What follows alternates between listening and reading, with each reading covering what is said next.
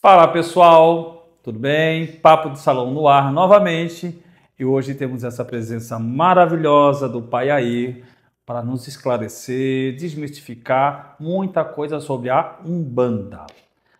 Não vou cortar o cabelo dele hoje, como é de praxe do Papo de Salão, porque ele já veio com o cabelo bem cortado. Mas antes, quem não nos segue no Papo de Salão, quem não é inscrito no Papo de Salão, vai lá, se inscreve no canal, gente, curtam, acione o sininho, tá? Compartilhe com seus amigos, parentes, vizinhos, aqueles que você não gosta, para que eles comecem a gostar, tá? E vamos fazer o Papo de Salão, ó, decolar. Tá ok, pessoal? Vamos começar essa entrevista maravilhosa com o Pai Air. Pai Air, é um prazer, muito obrigado por tê-lo aqui no Papo de Salão, tá? Esclarecer pra gente tudo sobre a Umbanda, como foi criado. Mas a minha primeira pergunta pro pai é... Deixa eu dar boa noite primeiro. Por favor, claro. Boa noite a todos os espectadores, as pessoas que estão nos assistindo nesse exato momento. Boa noite, obrigado pelo convite e pela oportunidade de poder falar para as pessoas, levar um pouco da Umbanda, né? Explicar um pouco e tirar toda essa negatividade, às vezes, que colocam em cima uma crença negativa que às vezes colocaram, que não é a realidade da Umbanda. Muito bem. Como e onde surgiu a Umbanda? A Umbanda em si, ela surgiu em 1908, através do médium Zélio Fernandino de Moraes. Ele frequentava nos centros kardecistas e, nesse momento, teve a manifestação de espíritos de caboclos e de Preto Velho, do Caboclo das Sete Encruzilhadas, né? Que foi o que trouxe toda essa significância da Umbanda, né? Mas não eram bem-vindos esses espíritos na época, ainda não, talvez por ainda não conhecimento da importância deles, né?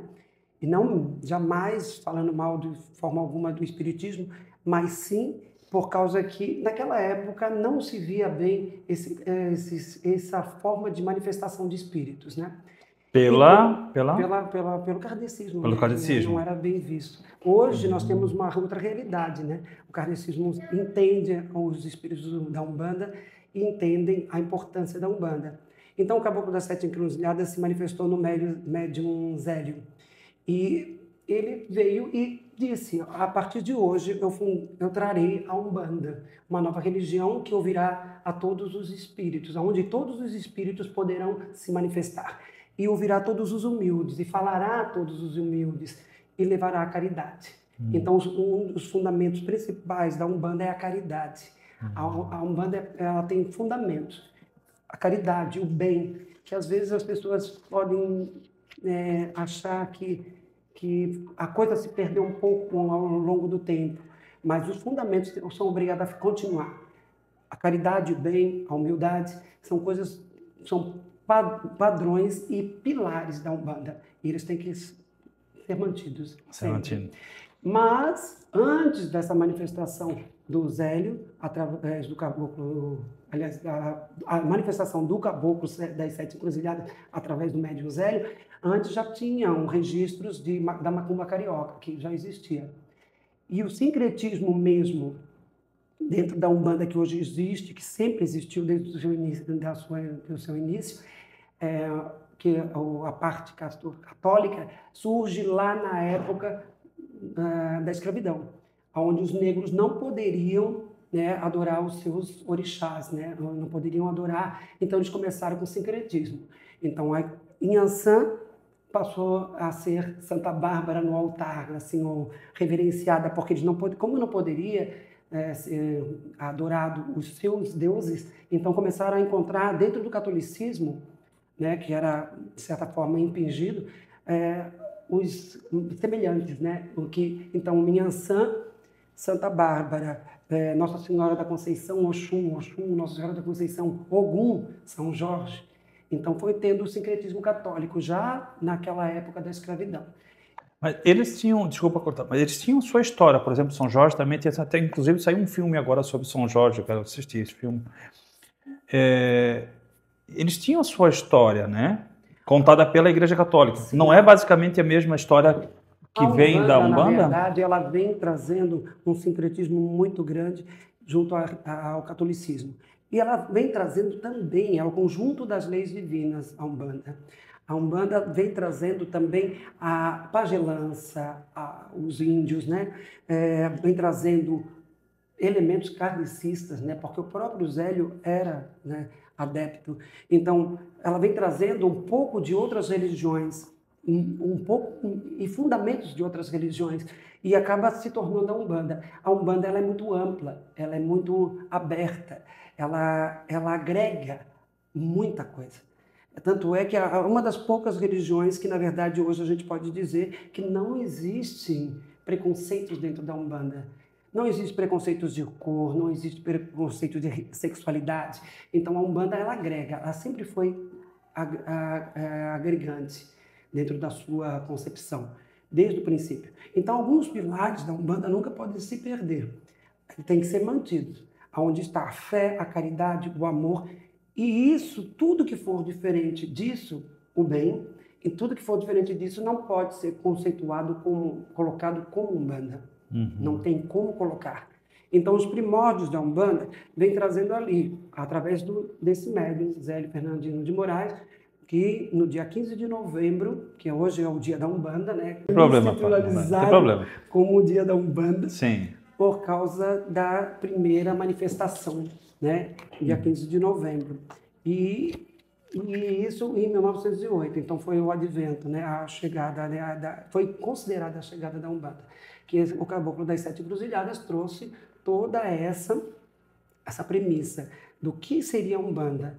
Já que era negado ao espírito a sua comunicação, então essa nova religião traria a comunicação para todos os espíritos. Mas por que o nome Umbanda? Umbanda. A Umbanda, conjunto das leis divinas. Mas a palavra Umbanda, ela significa a arte de curar. A arte de curar. Uma pergunta que eu vou te fazer e uma correlação. A Umbanda, ela é segregação africana? E qual é a diferença dela para o candomblé? Os elementos candomblecistas, que eu não falei antes, né? Mas é fundamental, ela tem raízes do candomblé, né? Tem elementos do candomblé, assim como da pagelança, como do catolicismo, como do kardecismo, e da linha do Oriente também, e muito mais. Então, a Umbanda é muito ampla, e ela traz, mas existe uma diferença entre Umbanda e Candomblé. E existem várias diferenças. O Candomblé é uma religião que tem em si todo um rito baseado na África, assim, que vem da África. E a Umbanda é genuinamente brasileira. Ela nasce no Brasil. Ela nasce no Brasil. A Umbanda é brasileira. A Umbanda é brasileira. Ela tem raízes de outros caminhos, de outros segmentos, mas ela é brasileira. Ela vem nessa energia brasileira, nessa forma brasileira de se manifestar. Nós temos os boiadeiros, os marinheiros, os baianos, várias linhas que vêm trazendo essa realidade da Umbanda. Dentro do Brasil? O candomblé, na verdade, não existe sincretismo católico dentro do candomblé. Ele originalmente mantém os padrões africanos. Né? Dentro do Brasil, a região mais forte da Umbanda ou do Candomblé é o norte do Brasil, correto? Eu Salvador. acho que o Brasil todo. O Rio Grande do Sul tem um número de adeptos de Umbanda, Batuque, vários, é porque existem as Umbandas cruzadas, né? Com esse tempo todo, aconteceu muita coisa. Aconteceu de aparecerem Umbandas cruzadas, que Umbanda, Candomblé, Umbanda com Kardec. Então, existe muitas Umbandas cruzadas. A Umbanda é tão ampla que ela foi abrindo ramificações e permitiu que isso acontecesse. Então, não existe assim a Umbanda certa, a Umbanda errada. Existe a Umbanda que faz os primórdios, que trabalha dentro dos primórdios. Existe a Umbanda que trabalha no bem, na caridade, tendo os pilares e na verdade, né? Porque, na verdade, a gente está trabalhando com seres humanos, a gente está trabalhando com uma coisa muito séria, que é a vida do próximo, que é o auxílio ao próximo, é uma doação. nossos pretinhos velhos que trabalham na Umbanda, eles têm uma função muito grande de auxiliar as pessoas. Quantas pessoas com problema psicológico vão buscar os pretos velhos? Porque talvez, né, até mesmo seja difícil, não é todo mundo que tem um poder aquisitivo para ficar pagando a um psicólogo, e o preto velho faz esse trabalho de psicologia também, além de fazer todo um trabalho de energização, limpando o campo áurico das pessoas. Né? O preto velho faz um trabalho lindíssimo dentro da Umbanda, ele faz parte dessa importância, desse diferencial, que a Umbanda trabalha com caboclos pretos velhos, enquanto que o candomblé não trabalha com entidades assim, né? Com catiços, como eles dizem, Exu, orixá dentro do candomblé, e dentro da Umbanda são catiços.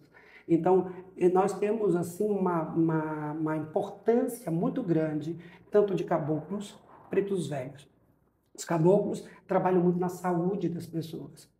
Então, é muito importante a energização desses espíritos. Porque o caboclo veio da parte indígena. Veio da parte... O caboclo é o índio. Nós temos dois tipos de caboclos, assim, no geral, né? Caboclos de couro, que seriam os boiadeiros, né? Que são espíritos muito próximos dos cangaceiros, do laço mesmo, aqueles caboclos do laço. Existem os caboclos que nós trazemos a pagelância, os índios, né? Com uma sabedoria muito grande, com um conhecimento muito grande. Os boiadeiros são responsáveis pela limpeza do terreiro, né?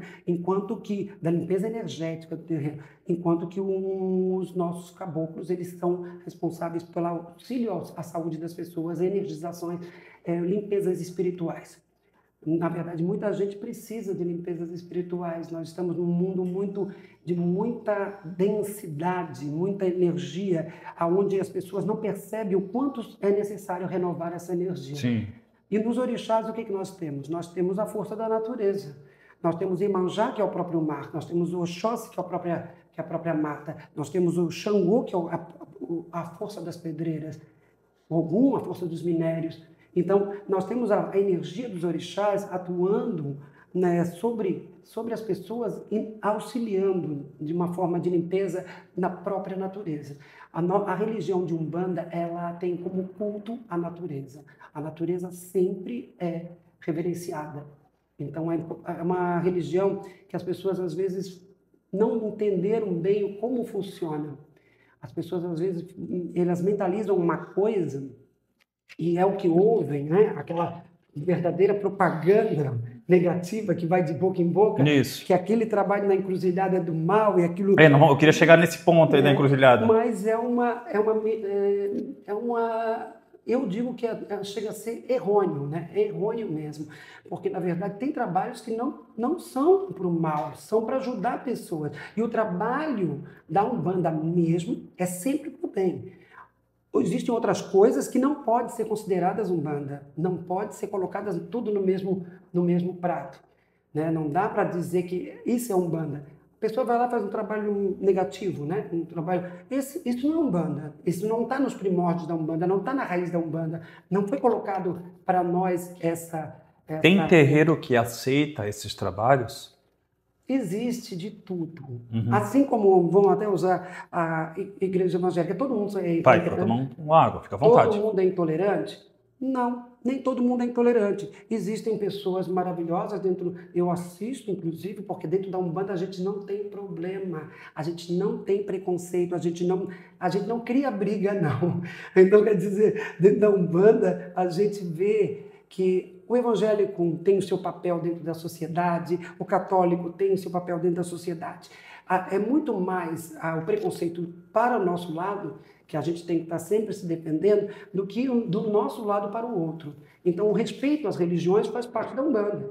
A gente tem que respeitar o próximo, né? Tanto porque existem raízes idênticas, só que as pessoas às vezes não percebem. A gente nota que algumas religiões, né, não digo religiões, perdão, algumas pessoas que frequentam algumas religiões, eles fazem essa endeusação sobre a sua religião, não sobre aqueles que são quem estão seguindo, que é Deus, né, ou seja, Oxum ou outro, algum. Eles fazem uma endeusação, a minha é melhor, a minha certa, a sua é errada, você está seguindo, por exemplo, o espiritismo, você está seguindo o caminho do mal, o umbanismo, desculpa a palavra, você está fazendo macumba. Então você é Macumba é macumbeiro. um instrumento religioso Aí, ó. que não acabou se tornando de uma forma popular de dizer que é uma coisa negativa, mas ela Sim. é um instrumento religioso. Macumba é um instrumento, né? Então, Me olha só. explica então, que eu não sei o que é, então. O que Não, é? mas acabou, é um instrumento religioso, a macumba. Macumba é um instrumento que se tocava, que se toca, talvez. Ah, Né? macumba é um instrumento É um de tocar? instrumento, Mas por que deram um nome para, por exemplo, essa que o senhor falou Não, da é que encruzilhada? acabou se Popularizando. dessa forma. Aham. Mas, e também, e a realidade é que se acabou se popularizando dessa forma, essa linguagem acabou sendo aceita. Exato. E todo mundo fala, também não pode se tirar essa conotação. Não tem como tirar essa conotação. O que eu digo assim é que a transformação, a macumba, digamos assim, numa encruzilhada. A encruzilhada, na verdade, são tanto a encruzilhada quanto o altar em si, quanto outras coisas mais, são, na verdade, pontos de poder, pontos de energia. As matas são pontos de energia, e portais espirituais, energéticos. Então, esses portais, eles são utilizados para a conexão. Agora, eu te pergunto assim, ó, por que Exu tem que fazer o mal, né? As pessoas não podem misturar espíritos trevosos, os quiumbas. Quiumbas são espíritos trevosos. Exus e pombagiras, eles são os mais próximos de nós dentro desse plano terreno. Eles são os que nos dão caminho. Eles representam o caminho, eles representam nossa caminhada, eles estão muito próximos de nós no dia a dia. E eles nos auxiliam em muitas coisas. Então, Exu trabalha para o bem. A questão é que não dá para misturar os espíritos negativos com Exu. Exu é uma ordenança, é uma esfera, uma transformação.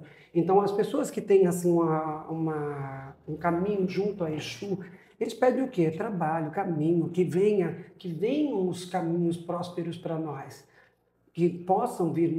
Então, tem muitos trabalhos que são para abrir caminho, são para tirar pessoas de hospitais.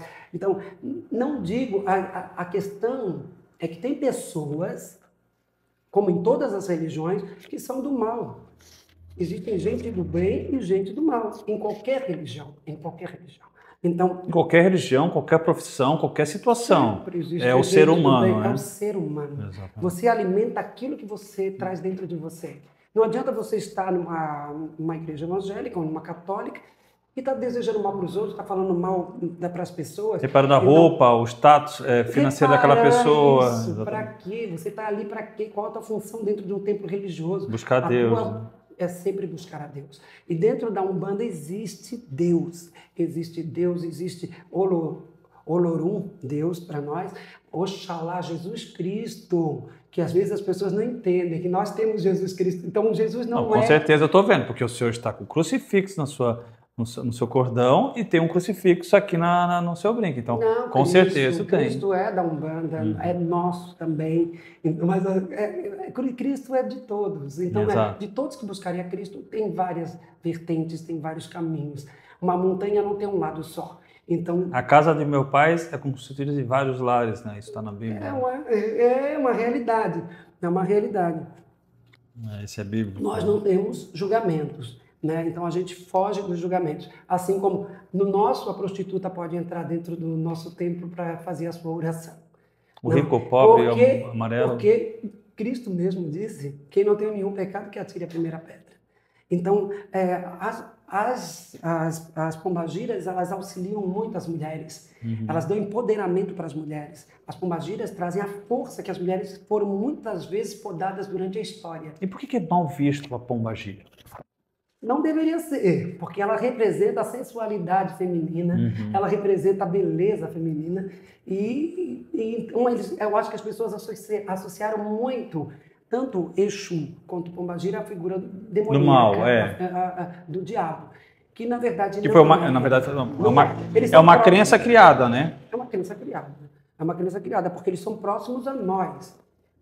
Eles fazem parte da nossa sensualidade, fazem parte da nossa sexualidade, eles fazem parte dos nossos caminhos de ambição também, porque nós precisamos de ambições positivas, nós precisamos de entendimentos materiais. Então, e elementos materiais, para que nós possamos ser bem-sucedidos na vida. Bem-sucedido não significa só o financeiro, mas sim de você estar realizado consigo mesmo, né? Ser bem-sucedido é estar realizado consigo mesmo. E eles auxiliam nisso, nesse empoderamento, nessa força que a gente precisa no nosso dia a dia. Então, às vezes as pessoas vão ver lá um trabalho lá na encruzilhada ou tal.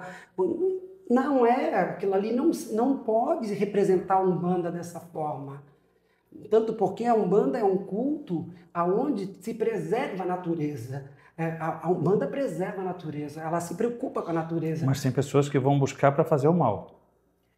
Já no meu próprio centro espírita, no meu terreiro, já teve gente me perguntando se eu fazia amarração. A amarração não é de Deus, eu digo para eles assim, a amarração não é de Deus. A gente não pode tirar o livre-arbítrio de ninguém. Exato. As pessoas, a Umbanda respeita o livre-arbítrio. Uhum. As pessoas não podem ficar com as outras obrigatoriamente. Então, Esse é o desespero da pessoa que gosta, né? Ou a pessoa que tem de buscar posse, né, da outra pessoa. Posse. Isso não é de Deus. A gente tem que auxiliar essa pessoa, sim, a entender o valor que ela tem, o amor próprio que ela tem que carregar. Isso a gente pode auxiliar. Agora, a gente não pode trabalhar na troca, que eu acho uma coisa absurda, na troca financeira, para o mal, que a amarração é do mal. A amarração não pertence a Umbanda. Aqueles pilares que eu falei para ti, do Zélio que trouxe, através do Caboclo das Sete Encruzilhadas. Então, esses pilares são obrigados a existir. A partir do momento que não existem mais esses pilares, não é mais Umbanda. É qualquer coisa menos Umbanda. Estão trabalhando com uma energia do mal, estão trabalhando com uma energia que não é de Deus. Porque ninguém é obrigado a ficar com ninguém não pode mudar o livre-arbítrio das pessoas. Ah, mas existem casais que vão lá me procurar, às vezes tem, porque o casal não está bem, e eles querem saber o que está acontecendo, eles se amam, e querem saber o que pode estar acontecendo, como é que pode melhorar essa relação, e a gente pode auxiliar a melhorar essa relação, mas é do livre-arbítrio das duas pessoas. Ô pai, mas tem muita gente que coloca cartazes em posts ainda, né? Hoje no Instagram tem mais acessibilidade em relação a isso, que acabam colocando aquela velha propaganda, né? Traga o seu amor de volta em 5 dias. É um absurdo. Isso acaba não gerando essa crença em cima da Umbanda? É porque acabou se associando coisas negativas à Umbanda. Exato. Essa crença totalmente errada que veio e ficou, né? Isso aí não é de um bom umbandista. Um bom umbandista jamais faria uma coisa dessas. Então, o bom umbandista tem princípios. E se a gente trabalha com espíritos do bem, espíritos da luz, imagina se eu fizesse uma coisa dessas. O meu caboclo lá, seu Tupinambá, que é o regente da minha casa, ele ia me puxar a orelha, e ele, com toda a razão. O meu pretinho velho ia me chamar atenção. Eu não posso fazer coisas do mal. Eu tenho que ter sempre a noção de que eu posso me indispor com você, mas não posso utilizar os meus dons mediúnicos contra você.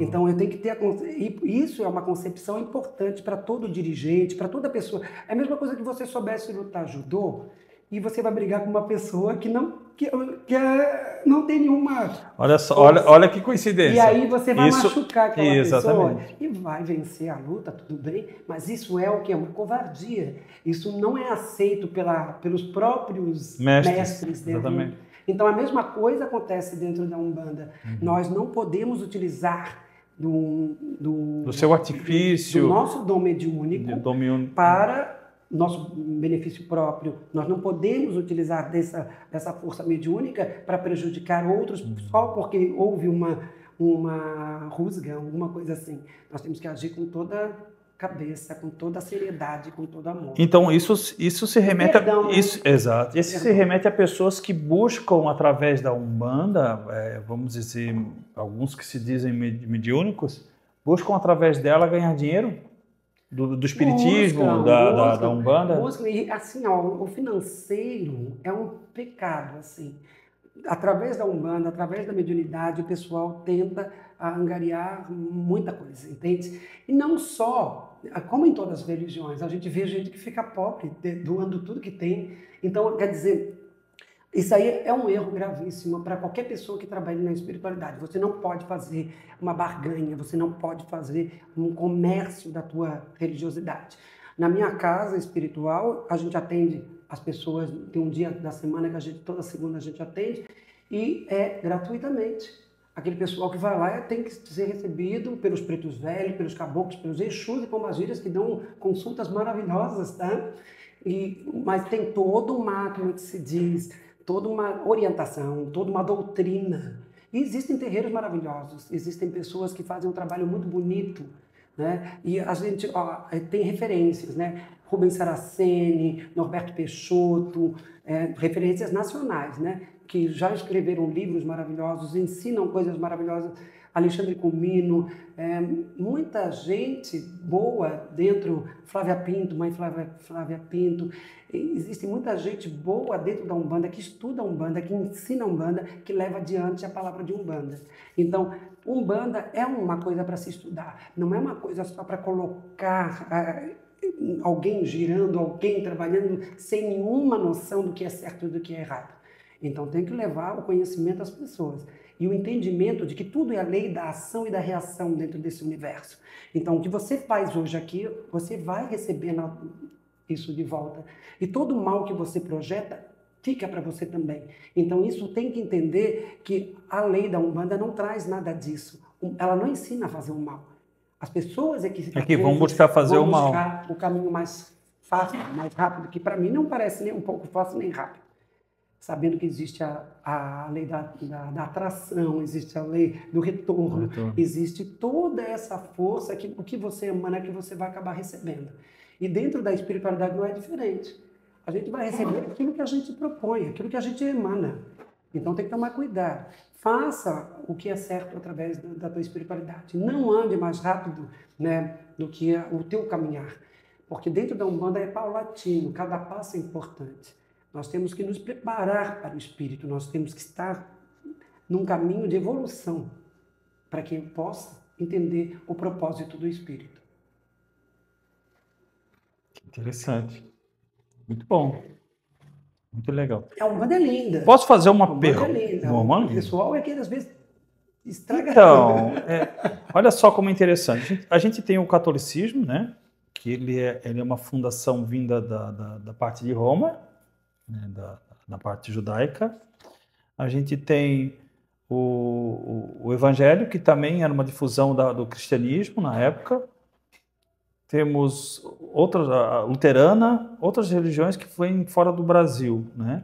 E hoje nós temos uma religião criada no Brasil, que eu não sabia, que a Umbanda foi criada no Brasil, e as pessoas ainda discriminam essa religião. Mas por que veio isso tudo, né? Vem lá de trás do preconceito, né? Primeiro o preconceito racial, né? Porque seria uma segregação negra, né? Uma segregação negra, seria a religião dos negros, né? Hoje não, hoje e o senhor os sabe... adeptos hoje não existe, como eu disse, dentro da Umbanda não existe essa premissa, não existe preconceito de cor, não existe de sexualidade, então abre muito, porque tem muita pessoal aí que está em busca dos seus valores, dos seus direitos, tanto o pessoal LGBT e tudo mais, que não encontra uma religião e vai encontrar na Umbanda às vezes, porque lá... Que não são aceitos em outras religiões pelo preconceito, não né? São aceitos. E é importante ser aceito dentro de uma religião onde fale de Cristo, onde fale de Deus, onde fale dos orixás em si, né? Os orixás, a força da natureza, o bem que se pode propagar. Como é que tá a nossa live aí, amigo?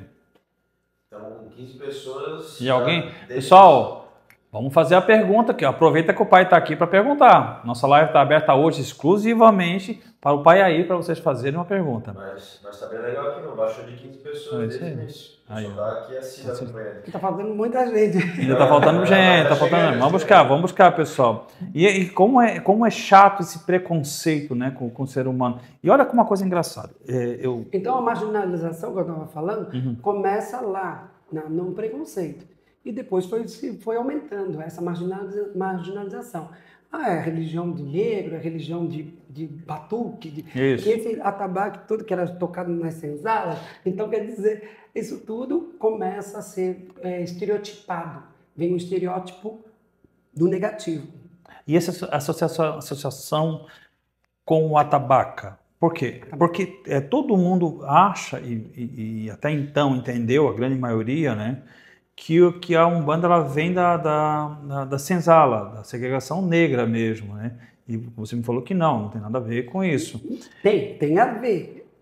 Como eu te disse, a raiz lá... É africana, sim. Esse sincretismo católico foi nascer ali, na época das senzalas. Sim. Então, o atabaque já existia dentro das senzalas. Então, esse lado africano sempre existiu dentro da Umbanda, sempre vem essa raiz que vai ser trazida através do Zélio depois, em 1908, porque como já existiam as macumbas cariocas, eram pequenas manifestações, algumas manifestações de espíritos umbandistas, que hoje baixam na Umbanda, né? E eram manifestações, mas não uma coisa padronizada, uma coisa... Então, quando o Zélio trouxe a Umbanda em si, então, ele trouxe toda uma fundamentação para a Umbanda.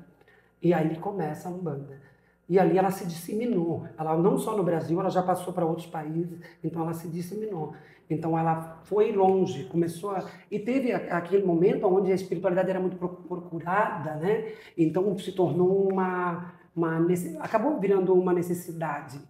Tem gente que tentou de tudo, em tudo quanto era lugar, e aí de repente, não, eu vou tentar na Umbanda. A salvação para a saúde, para isso, para aquilo. E funcionava, começou a funcionar. E aí as pessoas começaram a ser adeptos. Hoje em dia existem muitos adeptos que se escondem às vezes por medo do preconceito, da reação. Mas tem muita gente aqui em Floripa, mesmo na Grande Florianópolis, são muitos os terreiros de Umbanda, são muitos adeptos, muita gente frequenta a Umbanda. Se juntasse tudo num lugar só, iam ver um número expressivo que existe. Aí chega um censo, que eu trabalhei no censo na época eu fui do IBGE alguns anos atrás, chega um censo e bota lá religiões. A Umbanda não existe ali. Não existia, não sei se agora eu não posso fazer essa afirmação, mas não existia, vinha espírita, né? Espírita, então quem era umbandista tinha que se denominar espírita, então ficava tudo número, dava um número, mas não dava um número de umbandistas. Não tinha um número certo de umbandistas. E você acredita que isso seja por causa do preconceito? Eu acredito descriminalização? Eu acho que, de certa forma, ela não, por muita gente não era visto como religião. Né? Então, e a Umbanda é uma religião, né? Ela já tem um número de seguidores imenso em vários países. Né? Eu vejo isso como muita coisa que acontece em outras relações. Né? Isso é política, opiniões... a manipulação de como você deve seguir, né? E nessa época de 1908, imagina, era uma época em que existia fortemente a segregação católica, né? Que tudo e todos que eram contra o catolicismo não eram no bem. Então, o espiritismo sofreu muito com isso na época, né? Teve muita inquisição na época em relação às outras pessoas. Tem uma pergunta aí, Ben? Tem uma pergunta. Tá, só um pouquinho. Então, teve muitas inquisições e forçaram essa visão contrária da bondade que vinha do humanismo. Eu acho que, não que eu estou aqui, pelo amor de Deus, não estou culpando hoje o catolicismo de hoje, claro que não. mas a gente sabe da história que foi o catolicismo. Nós sabemos de tudo. Exatamente, sabemos das cruzadas, as coisas que aconteceram, que os papas que passaram até então, pouco tempo atrás, se pediram desculpa em relação ao que acontecia naquela época, porque era uma coisa de pessoas. Queimadas, porque sabiam fazer um chá que curava. Exato. Então elas eram montadas como bruxas, né? Bruxaria. Queima, bota na fogueira. Isso. Então era uma coisa muito forte, mas era uma concepção daquele tempo, onde a mulher também não tinha voz, né? Então o poder era sempre masculino, era sempre... Então isso já está num processo ainda também, é outro tipo de coisa que está no processo. Qual é a pergunta? Quem é a pessoa e a pergunta? Foi a Nick S2. Nick. Perguntou: o que te levou a ser pai de santo? Te amo. Olha, na verdade é uma coisa que você não escolhe, tá? Eu estudei no colégio adventista, depois eu frequentei... Primeiro, o pai é da onde? Frequentei... O pai é da onde? Não, eu sou de Petrópolis, Rio de Janeiro. Mas eu tô aqui desde pequeno. E aí, o que aconteceu? A minha avózinha que me criou, então ela chegou e escondeu algumas coisas da gente. Depois a gente descobriu que ela já tinha sido umbandista. Mas o que aconteceu? Ela levava a gente para a igreja católica, direto. Eu achava um pouquinho cansativo aquilo, mas naquela época, agora tá melhor. Então, E depois eu fui estudar no colégio adventista. Era só Bíblia, tá? No colégio adventista. Matemática, Bíblia, tudo era português, Bíblia, tudo era Bíblia, né? E era interessante, eu gostava, tá? E aí, passou os anos, passaram os tempos, eu tive muito problema de família, a nossa família teve muito problema, né? Não vamos dizer, mas teve muitos problemas na família. Então, a gente procurou Kardec. E frequentamos o Kardec, gostava muito do Kardec, o centro era Joana de Lima, ali perto da Ercílio Luz. Tivemos também no Que existe ainda a Joana na de Lima, frente do Lauro Miller. Então, a gente frequentou. E um dia eu passei na frente de um terreiro de Umbanda, né? Me benzi, passei correndo, assim, sabe? Não conheço e tenho medo. Eu tinha medo. Porque, exatamente, toda essa concepção, né? Passei, me benzi, passei. Depois eu passei de novo. Aí eu disse: sabe uma coisa? Tá tudo tão complicado, eu vou entrar para ver o que acontece. Entrei dentro do centro de Umbanda. Lá eu me assustei com algumas coisas no primeiro momento, né? Com a entidade Obaluaê, que é um orixá da terra, o deus da terra, que é o senhor que tem a passagem, né, de quando tem o desencarno. Então eu me assustei um pouco, mas daqui a pouco eu sentei na frente de uma pretinha velha que se chamava Joana de Angola. E eu disse: meu Deus, que coisa maravilhosa. Eu desabafei tudo ali naquele momento. E comecei a frequentar. Toda semana eu ia conversar com a Joana de Angola. E foi maravilhoso, assim, foi maravilhoso. Então ali foi quando começou e onde eu comecei a me encontrar. E eu gostava do som dos atabaques. Eu sempre gostei de religião que tem movimento, né? E não tinha outras religiões com movimento, e aquela tinha movimento. Então eu gostava do som dos atabaques, gostava da musicalidade, gostava daquilo tudo. Então aquilo tudo foi me atraindo e daqui a pouco eu já estava dentro. Então foi assim que iniciou a minha... Já fazem 30 anos. E o preconceito e os olhos das pessoas que te rodeavam? Porque você tinha pessoas que não frequentavam. Como foi a aceitação das pessoas? Bem tranquilo, tá? Bem tranquilo. Eu não posso dizer que porque talvez... Não em casa, eu digo no Não, mas eu sempre social. fui muito forte, muito decidido assim, né? Se eu tivesse que entrar num supermercado de branco, eu entrava e ninguém teria... É o jeito como você se apresenta, né? Eu acho que a gente tem que ter força, a gente tem que demonstrar força. A gente não tem que baixar a cabeça, a gente tem que entender o que eu faço não tem nada de errado e eu levo aquela bandeira dentro do meu coração. E eu, quando faço isso... Tem tanta gente que faz coisa errada de terno, né? Então, e ainda é aplaudido e aperta a mão, né? Quando eu faço isso, então eu não tive muito preconceito, não. Eu sempre soube me colocar. Sim. É uma questão que eu acho que as pessoas também têm que aprender, a se colocar no seu devido lugar, assim. E seu lugar não é na submissão. Então, é entender qual o teu valor dentro da tua religião, dentro do que você realmente gosta e que leva, que prega. Na sua posição na vida, né? Posição você na tem... vida. Exatamente. Então você não tem que se esconder de ninguém. Se a pessoa e não você te aceita, você... então é ela que não tem que estar no teu meio, ciclo, né? No teu meio, é verdade. Concordo plenamente, gênero, número e grau. Que legal. Tem mais uma pergunta ali, né? Tem mais uma pergunta. Quais os banhos o senhor indica para melhorar a nossa energia? Quem é essa pessoa? Essa daqui foi a Sandra Cristina Cândido. Olá, Sandra. Obrigado pela audiência, Sandra. Olha, assim, ó, banho de manjericão é maravilhoso para fazer uma limpeza energética. Boldo, manjericão, rosa branca, faz uma limpeza, O que eu falo, tem que tomar um pouquinho de cuidado, é com um banho de sal grosso. O sal grosso, ele neutraliza muitas energias. Ele zera praticamente as energias. Então, e é o mais falado, né? Se você toma um banho de sal grosso, depois você tem que tomar um banho de ervas para repor uma energia positiva. As ervas, elas são super importantes dentro da Umbanda. As ervas, elas trazem o poder do sol, da água, da chuva, do ar, de todo esse processo da fotossíntese, né? Da terra. As ervas, sem erva não há orixá. Existe essa máxima que é do candomblé, mas serve para a Umbanda também.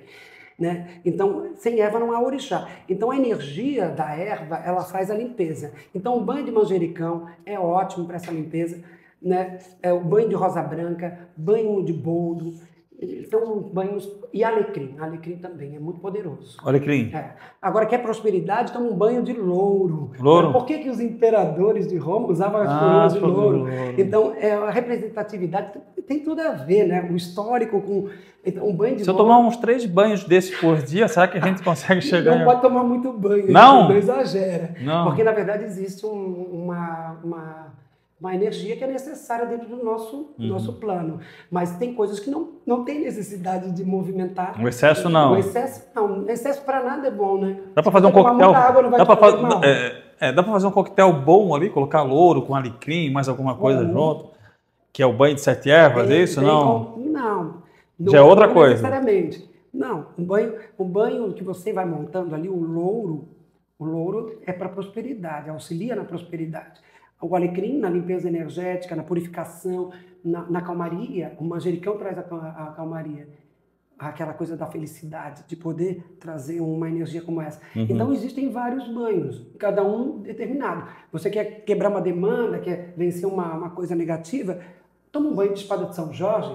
E se botar uma espada de Nhançã também, vai ficar mais forte ainda. Qual é a diferença da espada de São Jorge da Nhançã? A de Nhançã vem com em volta um amarelinho assim. E a de São Jorge... Para mim tudo é São Jorge ali. Tem mais alguma pergunta? Tem sim. Tata Gobi. Como o senhor faz para dominar os seus pensamentos? Tata, obrigado pela audiência. É muito importante a gente ter uma noção de que o pensamento da gente tem poder para começar. Todo mundo tem um poder mental, né? Então, o que acontece?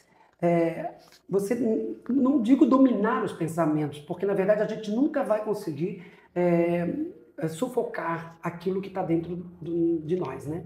Então, o pensamento ele é necessário, a reflexão é necessária. E eu não entendi muito bem o que ela quis dizer com dominar os pensamentos. Pensamentos negativos, talvez, que todo mundo tem em algum momento, eu vou levar por essa linha, né? O pensamento negativo, a gente tem que realmente, toda vez que vem um pensamento negativo, a gente tem que trazer para nós, esse pensamento não é meu, isso não me pertence. Todo mundo tem, né? Aquele momento de raiva, aquele momento de... Não, isso não me pertence, isso não faz parte de mim, essa não é a minha índole. Então, pode ser também até mesmo uma influência negativa espiritual nesse momento. Então, a gente vai trabalhar o quê? A prece, a oração, a calma, a tranquilidade, para tirar do teu coração e tirar da tua mente aquela coisa negativa. Então, não tem que ter domínio do pensamento, tem que saber lidar com o pensamento. As pessoas, elas têm momentos e a gente não pode fugir disso. A gente entende que a gente é humano, ser humano. E quando a gente é ser humano, a gente vai ter pensamentos positivos, negativos, só que existe um limite. Quais os teus valores? O que você agrega dentro de você? O que você não permite que passe dentro da tua cabeça? Então, aí você faz um filtro. Um ponto muito importante que você falou aí é quais os seus valores. Valor. Né? É o que determina o segmento da sua vida, onde você quer chegar com o seu valor. Né? Se você quer buscar o seu triunfo através do bem, ou você quer buscar caminhos curtos e, através de algum ponto mal, chegar ali na frente de todo mundo. É o valor. Né? É valor. É valor. As pessoas têm que entender. Eu acho que as pessoas, às vezes, perdem os seus valores em coisas pequenas. A gente tem que manter aquilo que é digno, aquilo que é honesto, aquilo que é real. Então, a gente tem que ver que para um umbandista, para qualquer ser humano, eu acho, não vou usar só um umbandista, qualquer ser humano, a gente tem que ter valor. A gente tem que entender que caráter é uma obrigação. Não você não tem que perder teu caráter por dinheiro, seja lá pelo que for. Você tem que manter princípios. Aquilo que foi te passado como valor, que a tua família te passou, e aquilo que não foi passado também, que você quer adquirir, que quer mudar. Todo mundo tem essa chance de mudar, de agregar valor à sua vida. Então é importante a gente agregar valor à nossa vida. Eu tenho meus valores e eu não posso perdê-los. Então, nenhum pensamento negativo pode minar os meus valores. E é uma questão de escolha também. Você escolher o que você quer para a sua vida. Você pode escolher ser uma boa pessoa, buscar alimentar a sua alma com coisas boas. O bem alimenta o bem. E o bem alimentando o bem. Eu tenho uma pergunta aqui para o senhor. Nas práticas e rituais, quais são os principais rituais e cerimônias realizadas na Umbanda? Dentro da Umbanda que eu pratico, não existe nada de corte, né? Eu trabalho só com ervas. Hum. Só trabalho com ervas. Não que Corte, eu que eu diz, é discrimine, sangue, é isso? não exatamente. Não que eu discrimine, porque na verdade existe toda uma realidade em cima disso, entende? Existe toda uma realidade histórica, toda uma conjunção de sincretismos, histórias que cada um vai trazendo consigo. Então a gente nunca pode apontar o dedo para o outro ou marginalizar o outro como a Umbanda foi marginalizada por tanto tempo. Então, cada um vai seguir a sua linha, né? E cada um tem que respeitar a linha do próximo. Mas dentro da Umbanda que eu pratico, através das ervas, através de uma coisa que é o culto à natureza, que a nossa energia viria exatamente dos orixás, da forma mais purificada possível, né? Não que não existam coisas positivas em todas essas outras vertentes. Existem coisas positivas em todas as vertentes. Na questão do corte, eu acho que se as pessoas acabam falando sobre o corte, discriminando essa relação, elas precisam olhar o início de Gênesis ali, onde tinha até Cristo, por isso que Cristo é chamado Cordeiro de Deus. Porque até então eram sacrificados vários animais, sim, para, né, ofertar. Para ofertar. Então, eu não consigo colocar de uma forma negativa uma coisa que eles lutaram tanto para manter dentro desse lado africano, né? Dessa luta que eles tiveram, né? Então a gente entende que todos os segmentos, todas as umbandas, elas são válidas, desde que respeitem aqueles primórdios, né, para ser chamado de Umbanda. Já Candomblé é uma outra história, tem todos os seus dogmas, mas são outros dogmas, são outras... Por isso que eu digo que é diferente Umbanda e Candomblé. Tem dogmas muito antigos, como tu está dizendo, coisas muito que vêm de primórdios, que são coisas que têm fundamento dentro daquela caminhada. Exatamente, como todos têm o seu fundamento. Qual é a pergunta? Quem é a pessoa? É a Cláudia Nova ESGC. Cláudia, obrigado pela audiência. Qual é a pergunta? Quais os mitos e verdades sobre acender vela dentro de casa? Boa. Olha, assim, na verdade, a questão é qual o ponto de firmamento dessas velas, na minha opinião. Assim, você quer acender uma vela para o teu anjo da guarda, você quer acender uma vela para um orixá de devoção, eu acredito que você deveria preparar esse localzinho, que vai ser o local teu de oração. De oração, de energização. Eu não vejo problema se for feito dessa forma, entende? Se for feito dessa forma. Aqui é o meu local de oração. Então vou botar um Jesusinho aqui, vou botar a minha Iemanjá, vou botar meu pai Ogum, São Jorge, né? Então vou colocar 3 santinhos, vou botar um só, uma Nossa Senhora, né? Colocou ali, e ali é o teu local de inspiração, de oração. Aí, a partir desse momento que você está fortalecendo aquele portal, então acaba sendo um portal aonde vai ser o ponto forte da tua casa, onde você vai colocar toda a tua energização ali, acender teu anjo da guarda. Anjo da guarda é uma coisa importantíssima, tá? Anjo da guarda, quando fala em anjo da guarda, a gente já remete assim, aquele com as asinhas, né? Não, mas eu digo assim porque é o sopro da vida, né? O momento do teu nascimento, o anjo da guarda já vem presente. Então esse espírito, esse anjo, não importa o nome que vá, a denominação que vai dar, ele te acompanha por toda a vida. Então você precisa, de vez em quando, buscar essa conexão. Tem gente que às vezes se distancia desse anjo da guarda. Não é o anjo da guarda que se distancia de você. É você que se distancia do anjo da guarda. Então quando essa pessoa se distancia, dá um enfraquecimento muito grande. Tem riscos muito grandes de vícios, de coisas mundanas que vão ficando cada vez maiores. Então é importante trazer de volta essa energia do anjo da guarda, essa comunicação. As velas, oferendas, tudo isso serve para comunicação com os espíritos. Não que o espírito foi lá e comeu a fruta.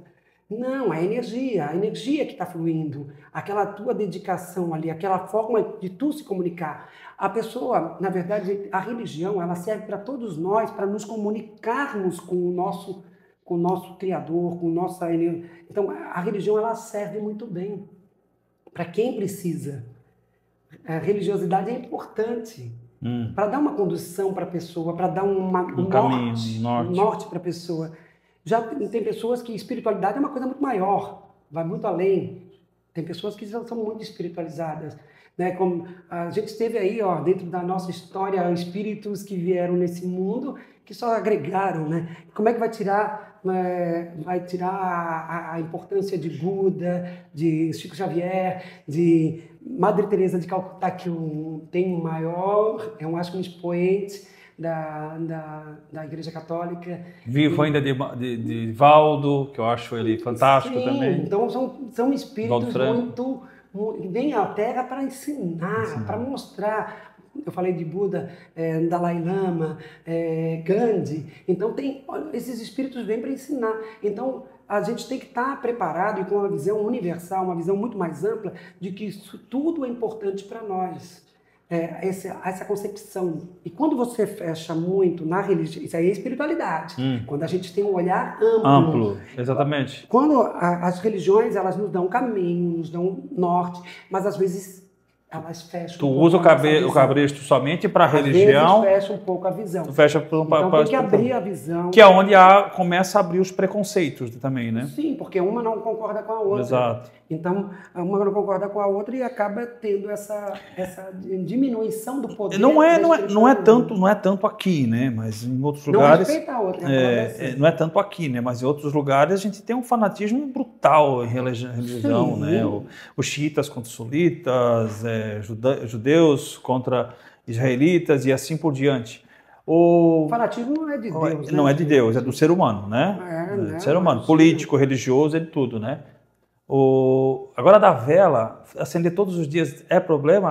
Essa é a minha pergunta. Quem é que vai acender todos os dias? Acende uma de 7 dias que dura 7 dias. Não, mas eu digo assim, não, a fé de cada um é a fé de cada um. É a fé de cada um. Eu não posso dizer que uma vela é bom, 10 velas é bom. Cada um vai ter a sua fé. E, na verdade, não cabe a... Cada um faz aquilo que sente. Nesse ponto, a Umbanda é bem aberta, né? Nesse sentido. Agora, não é o que é bom. Cuidado para não transformar numa coisa banal, não banalizar a tua fé. E banalizar a tua fé é exagerar. Tudo que é exagero perde o valor. E perde também a consciência religiosa. Então não pode perder a consciência religiosa. Você acende uma vela, perfeito. Agora, vou acender 10 velas com que intuito? Para pedir a mesma coisa? E também não é só para pedir, é para agradecer também que a gente tem que acender vela.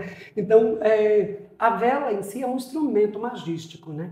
Então, ela, na verdade, tem uma função. Então, a gente tem que ver as funções de cada coisa que a gente faz. Como eu falei, do banho, né? O banho tem uma função maravilhosa de fazer uma limpeza no nosso campo áurico. Agora, vai tomar banho todo dia? Não pode banalizar. Tem mais alguma pergunta? O Tom Marques pediu para falar um pouco da camarinha. Obrigado, Tom Marques, pela audiência.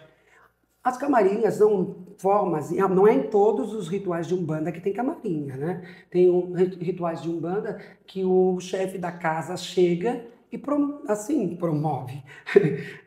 O chefe da casa chega e agora você subiu um grau espiritual.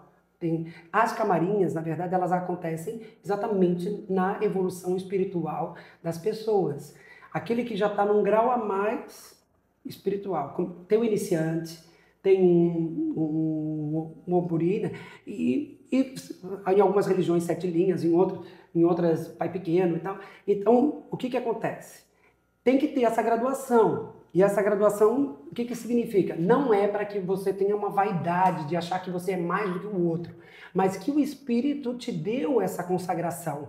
O Espírito te deu pelo teu tempo, pelo teu empenho, pela tua fé, que foi toda depositada naquele trabalho mediúnico. Então, então chega um momento que é uma necessidade de um reabastecimento, de uma confirmação. Então a camarinha é isso. A camarinha é um momento de crescimento do médium.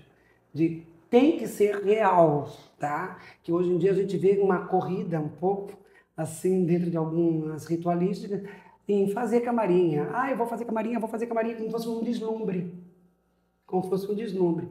Que é uma coisa que as pessoas não têm que se preocupar tanto. Elas deveriam se preocupar na tua qualidade de trabalho mediúnico. Porque o médium passa por várias etapas. E a camarinha é para mostrar essas etapas que ele passou. A camarinha é um retiro que o médium tem para se fortalecer espiritualmente, para receber as consagrações divinas, né? E nesse momento tem que ser real, entende? Não é eu vou pagar para fazer uma camarinha, eu vou pagar para me tornar pai de santo. Não, tem que ter uma história, tem que ter um caminho, tem que ter uma devoção real. Você tem que... O que eu digo para meus filhos de santo? Eu digo para eles, gente, se preocupem em ser bons médiums, em fazer um trabalho coerente, em fazer um trabalho mediúnico bom. Esse é o caminho. Vocês não têm que se preocupar com o número de guias que vocês vão colocar no pescoço. Vocês têm que se preocupar com a qualidade do trabalho mediúnico que vocês fazem. Porque essa diferença vai fazer diferença na vida de vocês. Vocês não querem viver uma mentira e não tem que viver uma mentira. Encher o pescoço de guia e não ter capacidade nem de auxiliar a si mesmo. Então, se não tem capacidade nem de auxiliar a si mesmo, como é que você vai ajudar o próximo? Você tem que ter a capacidade de se auxiliar e auxiliar o próximo, mas isso vai gradativamente, isso tem um crescimento, uma etapa, um crescimento. Olha só que interessante. Isso dentro dos esportes que eu pratico também existe muito, né? Porque, por exemplo, as pessoas buscam ter uma graduação, vamos lá, do jiu-jitsu, por exemplo. A vaidade humana, né? Exatamente. Ele está buscando, quando eu vou ganhar aquela faixa, quando eu vou ganhar aquela graduação, quando eu vou subir, é só simplesmente para estar naquela graduação. Tem pessoas que pagam, não são os mestres de verdade, não aceitam essa situação. O meu mestre, graças a Deus, nenhum deles não aceita esse tipo de situação. Você tem que merecer chegar lá, porque, como ele diz, não deveria nem ser cobrado. Alguns cobram, mas, como ele diz, você não tem que pagar, você tem que merecer. É um merecimento seu, uma conquista sua, né? Você chegou num aprendizado tão bom, tão alto, que você recebeu essa troca de faixa, essa graduação, e hoje você sabe você tem como ensinar aquela outra pessoa. E essa vaidade é do ser humano, independente se ela é da religião Sim. ou do esporte. Né? E é uma gravidade, eu vejo uma gravidade imensa nisso. As pessoas deixam de cumprir os seus desígnios, ou seja, do seu caminho, seja no esporte, seja, elas se atropelam e esquecem da qualidade. A qualidade a gente tem que ser um eterno aprendiz. Uhum. Hoje eu estou conversando aqui com vocês e o que é amanhã? Será que eu vou pensar da mesma forma? Será que vai ter algumas modificações? Porque a Umbanda está em constante movimento, em constante modificação. Então as modificações a gente tem que entender e perceber e realizar elas também dentro da nossa vida. As coisas já não são mais como no século passado. Tudo está tendo uma transição. Hoje em dia eu vejo muita dificuldade quando eu digo para minhas filhas, não pode vir com maquiagem, não. Mas hoje em dia tem as sobrancelhas que já são maquiadas e os cílios que já são fixos. Então fica... Porque eu aprendi assim na época, não podia. Então a gente tem que ir junto. Hoje já vem pronto. A gente tem que ir junto dessa transformação do mundo atual, né? E trazendo os valores. Os valores e mantendo os princípios. Sem princípio e sem valor não tem caminho. E o pai acha que tem uma dificuldade maior com esse tipo de pessoa que busca um ego mais? A vaidade hoje em dia acho que está pior nesse ponto. E quando você trabalha com uma pessoa dessa... Porque quando eu comecei, levava muito tempo para a gente fazer uma camarinha, como eles falaram ali. Levava tempo, não era assim tudo tão automático. Hoje a coisa está muito financeira. Uhum. E isso é muito perigoso. É muito perigoso porque é perda de valores. Pagou, levou, sabe? Essa coisa assim. Isso não pode, não deve existir. A gente tem que ver, dentro da minha casa, por exemplo, o Sr. Tupinambá é que decide quem pode subir de graduação. Então, ninguém diz que vai deitar, que vai fazer uma camarinha. Só é ele que escolhe quem são as pessoas que está na hora, Então, é o espírito que determina quem deve subir de cargo, assim, mas não é bem isso. Algumas profissões, algumas situações, elas necessitam de uma boa qualificação, né? Pessoas que vão procurar o pai, por exemplo, elas procuram o pai na grande maioria das vezes... Tem mais uma pergunta? Tem mais um monte, cara. Sim. Procuram o pai com alguma dificuldade na vida, buscando ajuda para para tentar solucionar aquela dificuldade. Sim. Se você não tem uma boa orientação, você acaba prejudicando muito mais ainda a vida daquela pessoa. Exatamente. As pessoas que vão buscar a Umbanda, geralmente, são pessoas que estão sofrendo bastante. Exato. Porque hoje em dia tem até melhorou um pouco isso, mas por causa dessa mesma marginalização, essa coisa toda que existia, então a pessoa achava que aquilo ali era a última instância. Eu vou buscar porque não tem mais nada, eu já tentei de tudo e vinham com... Agora na pandemia eu tive muitos casos sérios, né? Pessoas que tentaram se suicidar, pessoas com câncer, então, e sempre atendo esses casos. Então a Umbanda vem para dar o consolo a essas pessoas, para auxiliar essas pessoas, para fortalecer o mental dessas pessoas. E um pai de santo, exatamente, tem que estar muito bem preparado, na minha opinião, também com muita inteligência emocional, para poder entender a cabeça de cada um. Um conselho teu pode ser a destruição de um casamento. Exatamente. A destruição de um casamento. Um conselho teu pode ser... já pensou? A pessoa vai lá consultar, teu marido está te traindo. Isso é antiético. Isso não se faz, isso não existe. Porque como é que vai colocar na cabeça? E se a pessoa chega em casa e faz uma desgraça, gente? Então a gente tem que ter uma responsabilidade, existe uma responsabilidade, existe uma coisa muito séria. E para isso que é necessário o preparo da pessoa, ter a qualificação da pessoa. Tanto espiritualmente como intelectualmente, e também entender que existem limitações. Você não pode atrapalhar um casamento mais do que já está. É o contrário, a gente tem que auxiliar para ver se tem solução àquele casamento. Às vezes não tem, claro, porque realmente já foi detonado emocionalmente. Às vezes não tem, mas a princípio é sempre ajudar, é sempre tentar o auxílio. Se ver que não tem condições, realmente fica por conta da pessoa tomar a decisão. Mas não que a gente tenha que influenciar, não, de forma alguma. A gente pode ver um jeito que em relacionamentos tóxicos pode, mas cabe a nós mudar decidir ou não, mente. A gente pode dar as ferramentas dessa pessoa, de ela se entender, se amar, se buscar dentro de uma religiosidade, dentro de um aconselhamento. Até porque a pessoa pode entender essa orientação de um modo diferente e agir de um modo diferente daquilo que o pai está orientando, né? Não, as interpretações, também, imagina, em qualquer religião, em qualquer igreja, tem gente que fala um A e sai um B, C, D, vai ter um monte de coisa. Mas a gente também tem que tentar ser o mais claro possível. Clareza é importante nessas horas, e muita calma na hora de fazer qualquer tipo de julgamento. Não pode sair julgando todo mundo, não. Faz a pergunta aí, B. Vou escolher uma aqui porque nesse meio tempo chegou umas 10 perguntas. Manda aí, vamos lá, desde a primeira, vai. Vamos tentar responder. A próxima aqui, ó.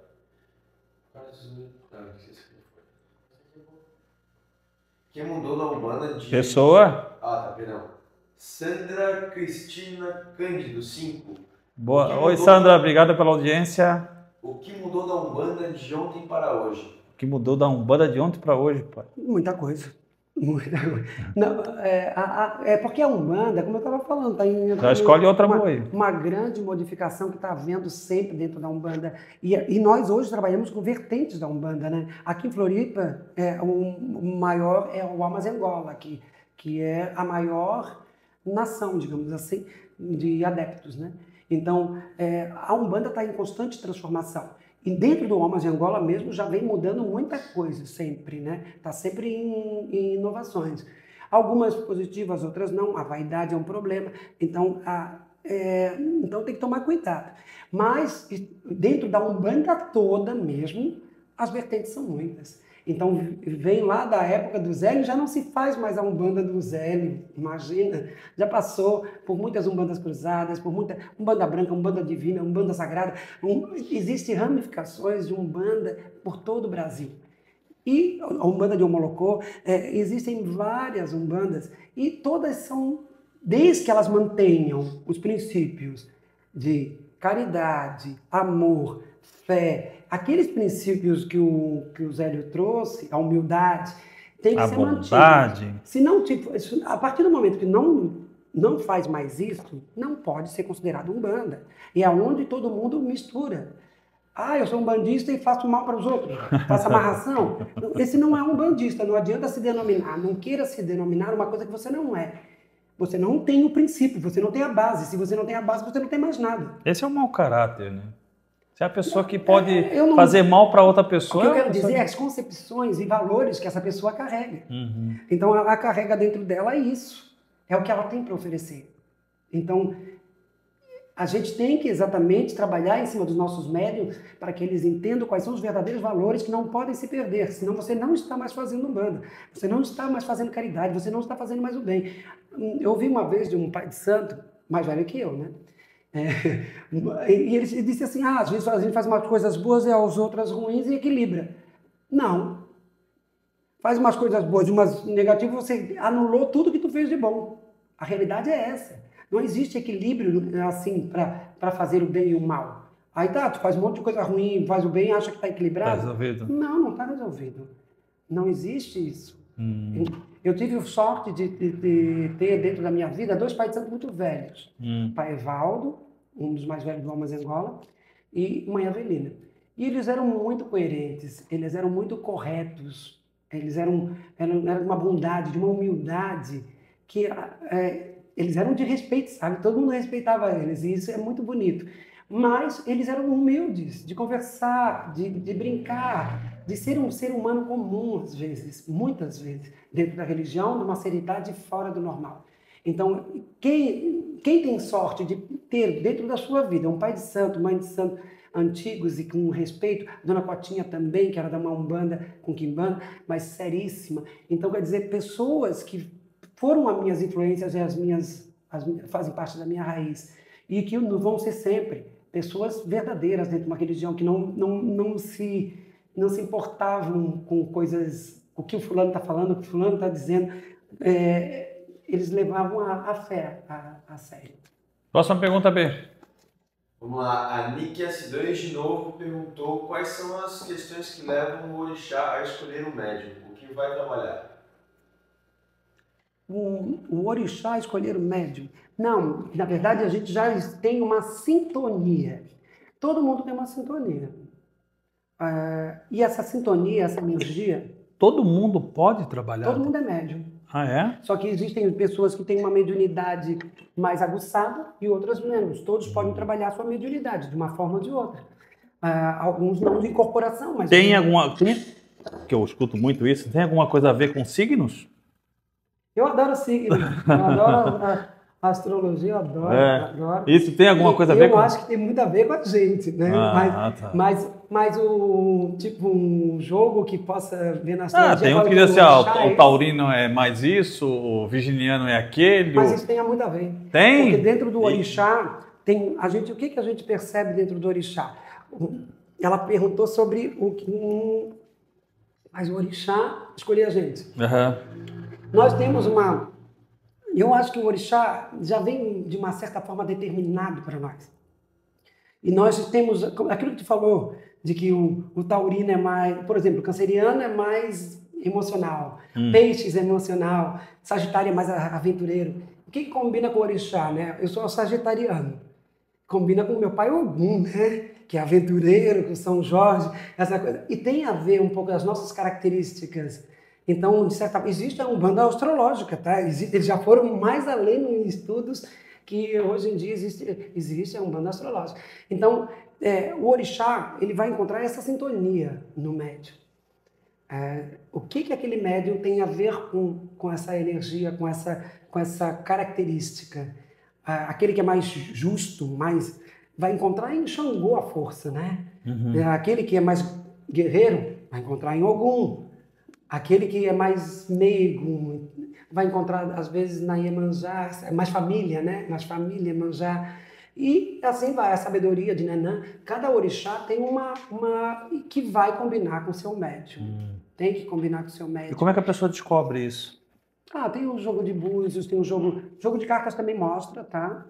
Eu jogo cartas e também mostra o orixá das pessoas. E também a própria entidade chefe da casa, dentro da Umbanda, quem faz essa análise não é o búzio, é um instrumento muito mais relacionado ao candomblé, né? E e dentro da Umbanda, como existe incorporação, o Candomblé ele trabalha com as manifestações diferentes da Umbanda. A Umbanda trabalha com incorporação. E a incorporação, o que que é? É a proximidade do espírito, do nosso perispírito, para utilizar das faculdades nossas. Isso tem todo um processo, o alinhamento de chakra, né? Vai se aproximando ali para que possa acontecer essa conversa. Olha que pergunta, olha que pergunta. Nós temos uma pessoa aqui... E o espírito acionando essa pessoa dessa Mas esse espírito não sai daqui. Ah, claro que não. Isso aí é uma coisa que as pessoas... Exato. O nosso espírito saiu daqui, se meu espírito, ou seja, a alma que está aqui, saiu, eu estou morto, né? Então, o que acontece? O espírito, ele atua sobre o nosso perispírito, trazendo toda a sua bagagem, ou seja, gesticulação, voz até alterada, mas trazendo tudo aquilo que faz parte desse espírito. Mas também tem todo um processo de desenvolvimento para chegar nesse acoplamento perfeito, né? Para que esse espírito possa transmitir a palavra é uma coisa muito séria. Então, o desenvolvimento começa com o gestual e vai chegando na palavra, né? A mente do médium vai sendo... eu não diria possuída, porque possuída é uma palavra de negatividade. Eu diria que vai vindo porque a possessão não é com permissão, e o nosso é com permissão. Então, a gente está permitindo que aquele espírito atue. Então, assim, eu já até frequentei alguns centros e vi algumas situações de pessoas que começam a tremer e não estão ali trabalhando. Na assistência, né? Isso. Essas pessoas estão ali sentadas... Assistência é o pessoal que fica assistindo as... Isso. E tem até fora da assistência, pessoas que eu já teve sentadas assim nas cadeiras comigo. Eu vi uma menina com a mãe assim, aí eu entendi o que ela falou ali, né? Ela tem que trabalhar para poder desenvolver. O que quer dizer isso? É porque a pessoa já está com um grau mediúnico um tanto aguçado. Então aquela pessoa já está começando a sentir as coisas do espírito. Então é necessário passar por um desenvolvimento e trabalhar com o orixá, trabalhar com as entidades, né? Mas o que eu digo sempre, no meu centro espírita, eu não gosto que ninguém vá assim, porque se tu não trabalhar, tu vai sofrer. Isso eu não aceito. Eu acho que o livre-arbítrio é da pessoa. Então a pessoa tem o direito de escolher se quer ou não trabalhar. Essa alma encarnada tem esse direito de decidir se eu quero ou não trabalhar. Então tem outras formas da pessoa desenvolver sua mediunidade, alimentar sua espiritualidade, sem precisar estar dentro de uma coisa que talvez ele não queira. E é como se fosse forçado. Não, forçado ninguém deve fazer nada.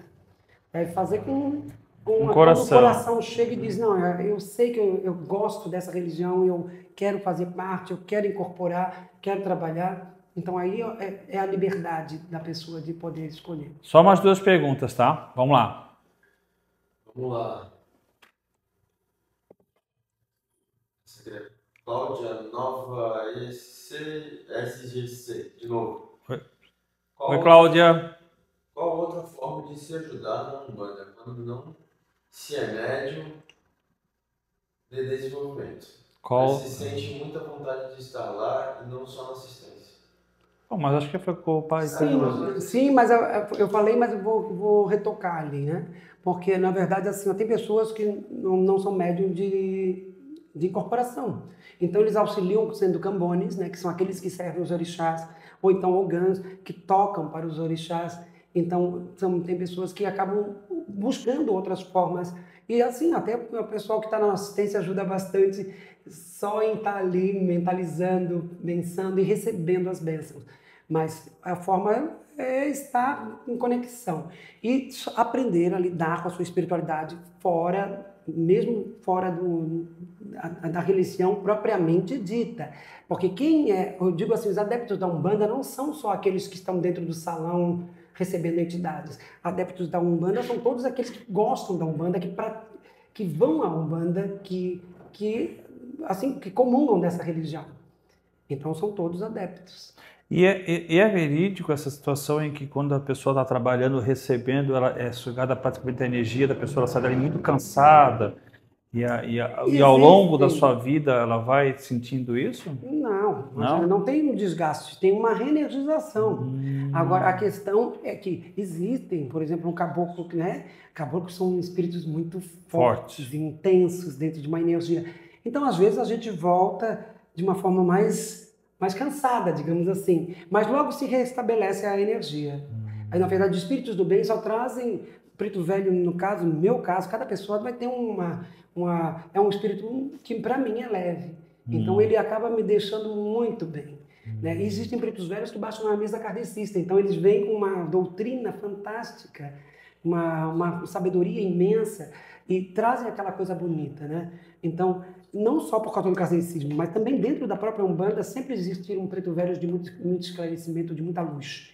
Né? Então são espíritos que acabam trazendo uma paz para você muito interior. As beijadinhas, as crianças, a gente sai feliz demais.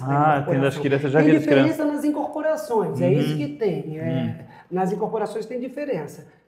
Umas são mais intensas, outras mais... Tem uma época que tem uma que faz só das crianças, né? 27 de setembro, dia de Cosme Damião. Que o Brasil inteiro tem essa coisa de entregar doces em nome de Cosme Damião.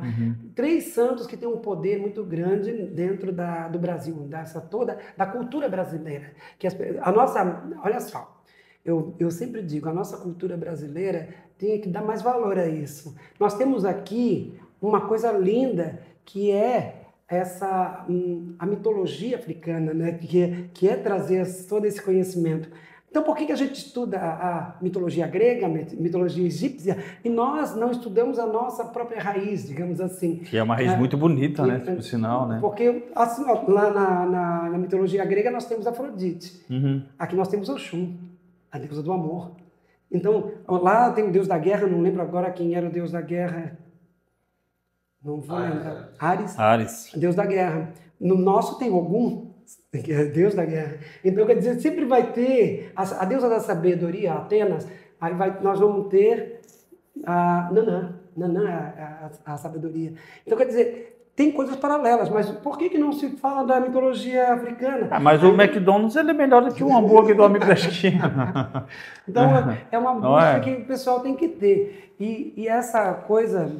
Tu tinha me perguntado uma coisa, pode me recapitular? Agora passou. Não estava aí? Tá, das cerimônias realizadas na Umbanda, foi, né? Era sobre Cosme Damião. Então eu estava falando exatamente da força de Cosme Damião no Brasil inteiro, mesmo pessoa... E de Iemanjá, né? Que no final do ano todo mundo vai levar rosa para Iemanjá, mesmo sem saber o que é. Então... A força do mar, essa força tão intensa que Iemanjá tem, que ela movimenta multidões, gente católica, gente de outras... Vai lá levar a rosa para Iemanjá. Aí também é muito bonito, né? As cerimônias feitas no mar com as pessoas. Tem um poder muito grande. E o Ogum, São Jorge, que todo mundo tem essa reverência toda. Então, temos um amigo ali que tem a reverência a São Jorge. Qual é a próxima pergunta?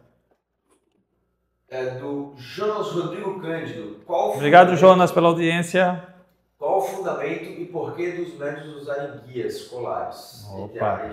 Primeiro o senhor vai responder as guias que o senhor tem no texto. Sim. Aqui eu estou com a minha guia de Iemanjá. Que é a branca com azul.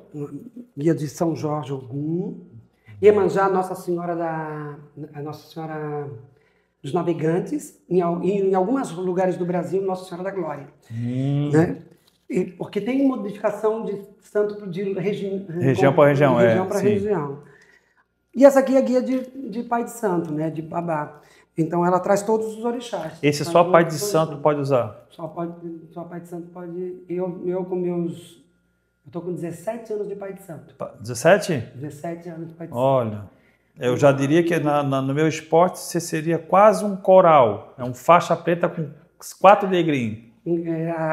Eu abri minha casa de santo em 2011, já estamos aí numa peregrinação grande. O que são essas cores? Vamos falar sobre as guias, né? As guias, eles são elementos... A primeira guia que a gente recebe é no batismo, e é uma guia muito importante. A gente chama de guia Deus de guarda. A gente recebe aquela guia com o fundamento de representar a nossa espiritualidade, de nos proteger de todos os males, de ser um amuleto ao mesmo tempo, mas um amuleto de energização, de positividade, de abertura de caminho e de defesa. Então, as guias, elas representam a nossa proteção, a nossa força, aquilo que a gente carrega. Então, elas têm Então, a guia é importante para o médium? Acaba sendo. Porque a gente coloca em cima dessa... Assim como um colar chokure para o reikiano, assim como uma medalha de São Jorge, para quem tem... A fé é que faz isso aqui funcionar. A fé é que faz isso aqui acontecer. Isso aqui não teria força nenhuma se não tivesse fé colocada sobre ela. São preparados? São preparados. São energizados? São energizados. Os orixás dão energia sobre esses nossos colares de proteção, de afirmação espiritual? Sim. Então, elas têm uma representatividade e tem que representar exatamente o que eu sempre digo. Tua graduação mesmo, quando for o caso, mas a real dentro da espiritualidade. Não adianta colocar um monte de guia no pescoço se ela não tiver fundamento nenhum.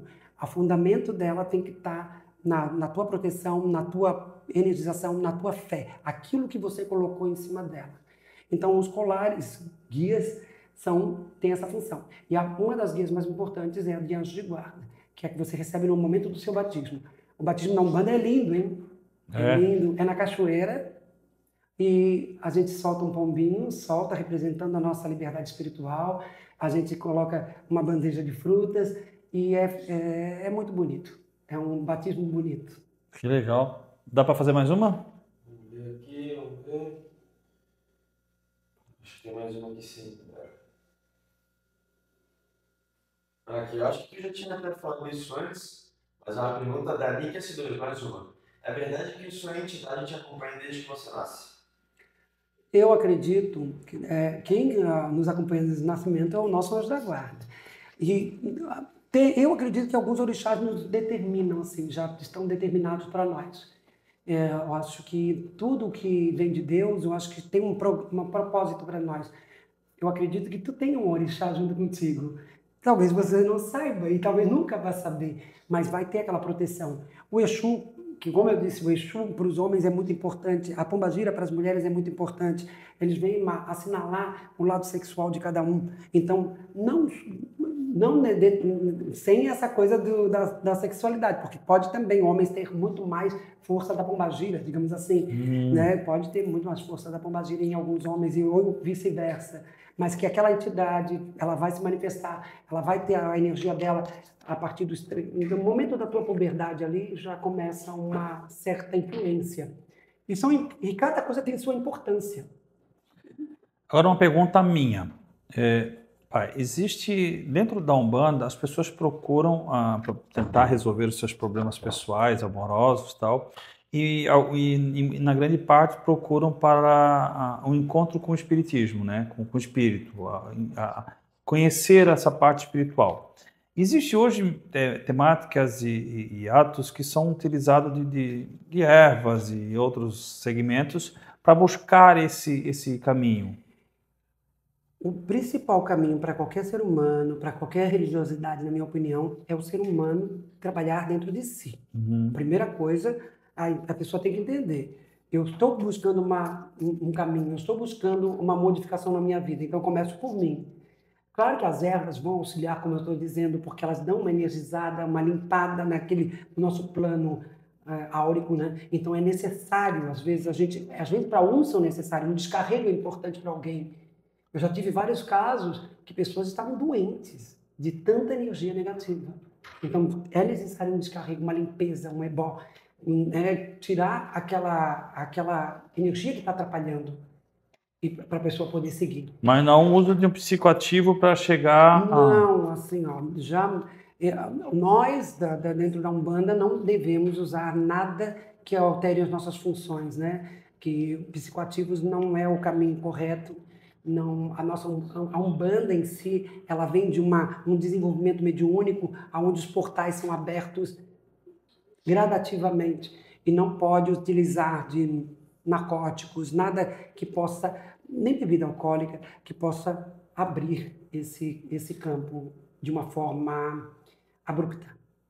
Então, quem vai trabalhar na Umbanda tem que se conter, entender que é de uma forma gradativa.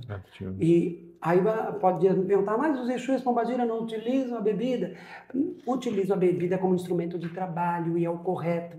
Né? Eles utilizam a bebida em si, né? Como instrumento de trabalho. A fumaça dos charutos é uma emanação de energia para aquela pessoa. Tanto do cachimbo, do charuto, tanto do caboclo, do Exu, né? Charuto.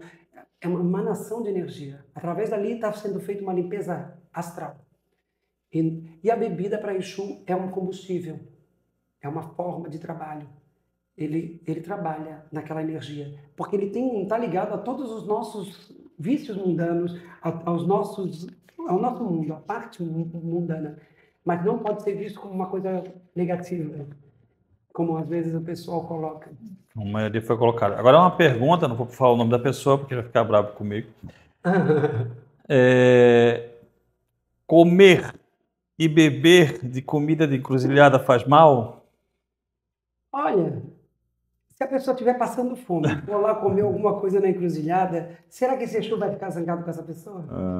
Se eu vejo Exu como uma entidade do bem, uma entidade de luz, Exu é uma entidade do bem e de luz. Tá? Não, eu não acredito que vai fazer mal. Quantas pessoas estão passando frio agora com esse pessoal que mora na rua. Né? Eu aprendi a não julgar, entende? Se ele vai lá, pega aquela cachaça para se aquecer, gente. Então a gente tem que aprender a não ficar padronizando e julgando. Tadinhos, eles estão precisando de ajuda, muitas vezes espiritual, eles estão precisando de ajuda. Porque ali muitos espíritos obsessores tomaram conta. Né? Então, eles estão precisando de ajuda. Então, dessa forma, não tem problema. Eu vejo dessa forma, entende? Mas isso é uma visão minha, né? Pode haver pessoas que... mas também não é para sair aí comendo, pegando a bebida e a comida na encruzilhada, achando que pode pecar do Tem que ter respeito. Respeito ou pede licença, né? Pede licença. Tem que pedir licença, tem que ter respeito, não é assim, não. Mas, assim, hoje em dia está nessa transformação toda de que os trabalhos, tudo, devem ter os seus locais próprios, né? E aqui parece que agora saiu uma lei, né? Dando um local próprio em São José ali para poder fazer seus trabalhos assim de espiritualização, de oferendas, né? Que legal. Agora vamos esperar que dê certo. Coloque no papel. O Pai, papel já está, já falta... O nosso tempo estourou muito, até conversa maravilhosa, conversa maravilhosa. Como é que está nosso pessoal aqui, nossa audiência? Cara, deu uma diminuidinha, caiu para 12 pessoas. Mas foi bem legal, fiquei impressionado. Que bom. Parabéns aí, público. Obrigado, pessoal, pela audiência de vocês. Pai, obrigado. Mas antes eu gostaria que o Pai deixasse um recado para o nosso público do Papo de Salão e nosso público do Instagram. Não desliga ainda. Gente, assim, vamos sempre cultivar o bem, vamos sempre fazer a caridade, vamos sempre auxiliar as pessoas. É isso que a Umbanda prega de verdade. Então, um bom umbandista vai chegar e vai trazer essa mensagem. Então, que as pessoas possam entender o que realmente vieram fazer nesse mundo. Bem, caridade, muita religiosidade, que nós precisamos disso, todos estamos precisando, estamos num período onde todo mundo precisa de mais unificação, de mais amor pelo próximo, de mais auxílio ao próximo. Então, o que eu deixo de recado para o pessoal é que faça sempre o bem. Fuja dos seus rancores, de suas mágoas, porque isso é uma pedra que só vai atrapalhar o caminho de cada um. Quanto mais livre das coisas negativas, mais feliz a pessoa é. Maravilhoso. Pessoa lucidada, polida, respondendo tudo assim, fantasticamente bem. Muito obrigado. Eu achei ótimo. Vocês acharam, meninos? Pô, top demais, hein? Aí, ó, tá vendo? Porque rendeu bastante conversa aqui também. 1h30. Olha aí, ó, 1h30 temos muito mais coisas para falar, né? Eu vou ter que frear aqui, porque olha, aqui tá cheio de coisa. Vamos frear por causa do tempo. Eu quero agradecer a todos pela audiência, o pessoal do Instagram, que foi fantástico aí a audiência e as perguntas. Tá? Um beijo no coração de vocês. Quero agradecer ao Pai. Muito obrigado. É muito importante ter esses veículos para que a gente possa sempre enaltecer, auxiliar na divulgação real da Umbanda. Né? Que legal. Gostou? Gostei. Que bom, fantástico. Sentiu vontade? Sim. Mais do que eu imaginava. Ah, isso aí, é isso que eu queria. Pessoal, vocês que não seguem a gente no Instagram, não seguem o nosso canal no YouTube, vão lá, inscrevam-se no canal, ative o sininho para receber notificações, curtam, compartilhem com seus amigos. Vocês precisam conhecer essas pessoas maravilhosas aqui. São informações fantásticas que estão aqui. Ó. Eu acredito que muita gente não sabia que a Umbanda, como eu, é brasileira. Todo mundo achava que vinha somente da África, como o Candomblé. Não, ela é brasileira. Ela veste a camisa verde e amarela, é nossa. Um beijo no coração e até a próxima, pessoal.